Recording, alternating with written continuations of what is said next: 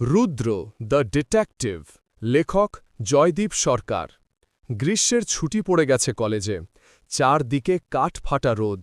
বাড়িতে বসে এক প্রকার বোর হচ্ছিল রুদ্র।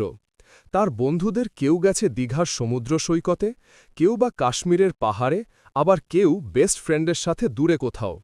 দুপুরবেলা খাওয়া দাওয়ার পর ফ্যানের নিচে শুয়ে ছাদের দিকে তাকিয়ে রুদ্র ভাবছিল, এই ছুটিটা কি এভাবেই একঘেয়ে কাটবে। তন্দ্রা আসছিল, হঠাৎ ফোনের কর্কশ রিংটোনে চমকে উঠল সে। ওপাশ থেকে ভেসে এলো মামার গলা। কোচবিহার থেকে মামা ফোন করেছেন। মামা বললেন, কিরে রুদ্র, চলে আয় না কয়েকদিনের জন্য।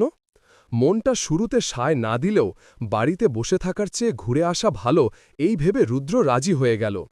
পরদিন সকালেই বাসে চেপে বসল সে। প্রায় 12:30 নাগাদ বাস পৌঁছাল কোচবিহার ডিপোতে। সেখান থেকে রিকশা নিয়ে সোজা মামাবাড়ি। ছোটবেলায় মায়ের সাথে শেষ এসেছিল যখন ওর বয়স ছিল 9, আর আজ সে 19 বছরের যুবক। বিকেলের পরন্ত রোদে বেরিয়ে পড়ল সে। রাস্তায় হঠাৎ দেখা হোস্টেলের এক বন্ধুর সাথে, নাম শুভ। কথায় কথায় জানা গেল শুভর মামাবাড়িও এখানেই, আর কাকতালীয়ভাবে সেটা রুদ্রর মামাবাড়ির ঠিক পাশেই। সেদিন সন্ধ্যায় শুভর মামাবাড়িতে জমিয়ে আড্ডা আর খাওয়া দাওয়া হল, কিন্তু আসল ঘটনার সূত্রপাত হল পরদিন সকালে। ঘুম ভাঙতেই শুভ হন্তগন্ত হয়ে রুদ্রর কাছে এসে হাজির। চোখ মুখে তার উত্তেজনার ছাপ। সর্বনাশ হয়েছে রে রুদ্র, পাশের বাড়িতে কাল রাতে চুরি হয়ে গেছে, শুভ এক নিঃশ্বাসে বলল। পাশের বাড়িটা গোবিন্দ মাস্টারের। রুদ্র আর শুভ ঘটনাস্থলে গিয়ে দেখল পুলিশে গিজগিজ করছে বাড়িটা। তদন্ত করছেন স্বয়ং শুভর মামা, পুলিশ অফিসার শিবুবাবু। জানা গেল চোরেরা 2টি পেতলের ঘটি, থালা বাসন, 2000 টাকা আর প্রায় 12,000 টাকার গয়না নিয়ে পালিয়েছে।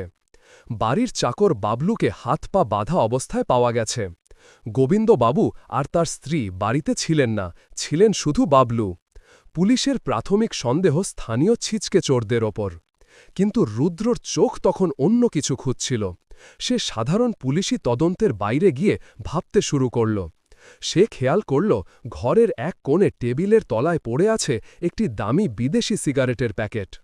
রুদ্র শিবুমামাকে জিজ্ঞাসা করল, এ বাড়িতে কি কেউ ধূমপান করেন? শিবুমামা মাথা নাড়লেন, না তো, গোবিন্দবাবু তো ওসবের ধার ধারেন না। রুদ্রর খটকা লাগল। এরপর সে ভালো করে দেখল চাকর বাবলুকে। সারা রাত হাত পা বাঁধা থাকলে হাতে দড়ির দাগ পড়ার কথা, ধস্তাধস্তির চিহ্ন থাকার কথা, কিন্তু বাবলুর শরীরে ওসবের বালাই নেই। ইতিমধ্যে গোবিন্দবাবুর শ্যালক মুকুন্দবাবু সেখানে উপস্থিত হলেন। তিনি খুব